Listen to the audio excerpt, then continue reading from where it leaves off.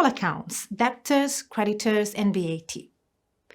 When you're asked to create a customer and or supplier account in Sage, you do not actually generate new nominal codes.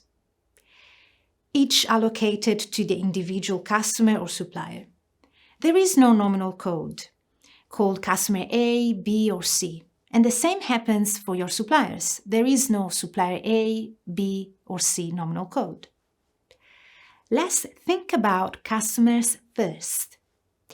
Every time you record a transaction, a sales invoice, sales credit note, customer receipt, its value will go into a nominal code that is common for all the customers, called Debtors Control Account. Think about a Debtors Control Account as a bag, and your individual customer accounts are single items you put into it. The cumulative sum of the total sales invoices, credit notes, and receipts for all your customers will make up the balance of the Debtors Control Account. A Debtors Control Account is an asset, current asset to be precise, because it shows the value of money, future money, a business is going to receive in the short term, usually not more than a year, from their clients. Clients that don't have to pay us immediately at the completion of a service or the delivery of a product, but that instead have usually 30 days to do so from when we generate our invoices. Now let's move to suppliers.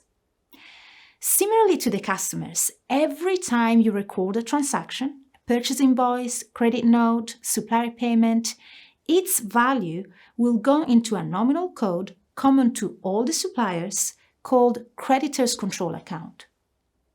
The cumulative sum of all the total purchase invoices, credit notes, and payments for all your suppliers will make up the balance of the Creditors Control Account.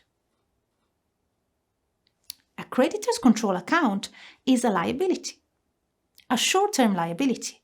You have to pay them within a year. You have to pay your suppliers.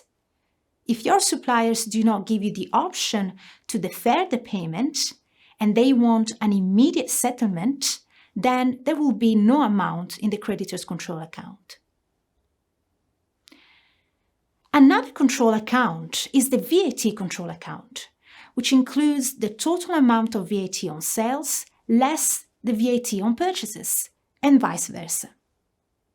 Such control account can be considered as floating, as it can be either an asset if the VAT that we pay when we purchase a vatable item is higher than the VAT that we charge in our sales. In such case, the difference between the two is reclaimed from HMRC. So we do get paid by HMRC.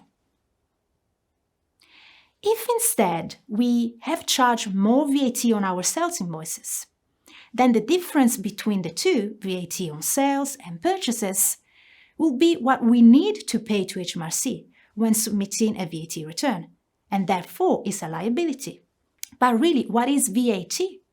VAT is value-added tax, is an indirect tax, but it is included in the price of a product or service.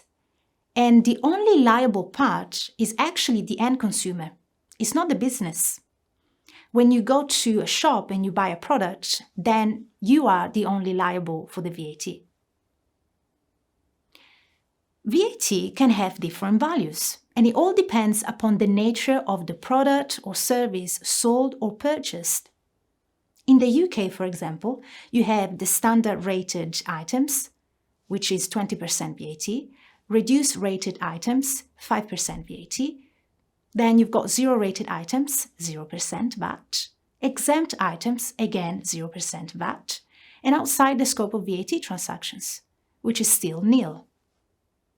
The main difference between the zero rated items and the exempt items is that if you make a sale of an item that is zero rated, and you have paid VAT at 20% or 5% on items linked to such sale, you can actually reclaim such amount in the VAT return, something that you cannot do if your sale is exempt. And for outside the scope transactions, really, those transactions are not even included in the VAT return.